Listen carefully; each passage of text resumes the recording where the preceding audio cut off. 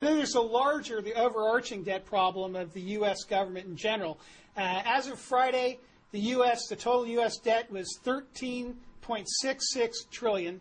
For the third year in a row, we've had an annual federal budget deficit that exceeded $1 trillion. The federal government borrowed $1.655 trillion. As I mentioned, Obama has borrowed $3 trillion since his inauguration day, and according to the Treasury Department's projections, as analyzed by the Peterson Foundation, the country faces a long-term $61.9 trillion unfunded liability, by which they mean money that we potentially owe in entitlement benefits such as Social Security, Medicare, to people now alive that they do not believe will be met by the current tax structure and the revenue it will bring in.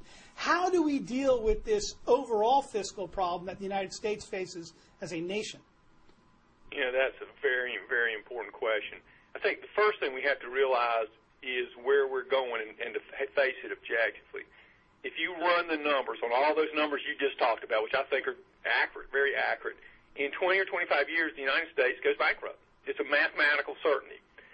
It reminds me very much of that story I told you about Freddie Mac and Fannie Mae. We were running the numbers, and Freddie Mac and Fannie Mae went bankrupt. We got there. In 20, 25 years, the United States goes bankrupt.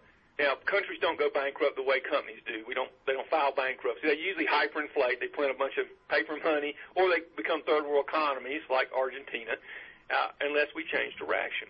So we absolutely have to change direction. And the irony of that is it requires an interesting combination. It requires both discipline, but it also requires a focus on growing our economy. And it means a fundamental philosophical change from where we are today, from the idea of redistributing wealth to the idea of creating wealth.